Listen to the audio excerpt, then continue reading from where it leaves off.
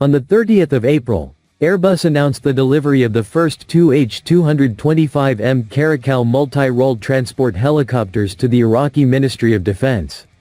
This delivery initiates the implementation of a contract for 12 helicopters signed in September 2024.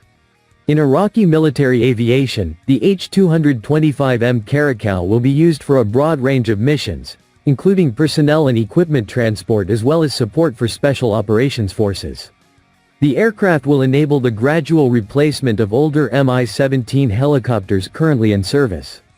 The helicopters delivered to Iraq are equipped with the HForce system, which enables the integration and use of externally mounted weaponry. Their introduction is expected to strengthen the capabilities of Iraq's security forces, which continue to operate against internal Islamist militant threats. The H225M Caracal is produced by Airbus and is in use with an increasing number of countries worldwide. Current operators include France, Brazil, Hungary, Indonesia, Kuwait, Malaysia, Mexico, Singapore, and Thailand, with the Netherlands awaiting deliveries for its special forces. In recent years, Iraq has undertaken steady procurement efforts to modernize and expand the capacity of its armed forces.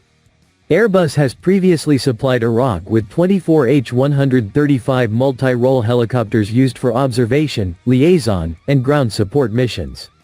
The H-225M is a general-purpose helicopter and can be used for a variety of missions, including troop transport, medical evacuation, search and rescue and special operations. Stating that the H-225M has proven its reliability and durability in combat conditions and crisis zones around the world, Airbus Helicopters reports that there are more than 350 H-225 and H-225M in service and that they have completed more than 880,000 flight hours in total.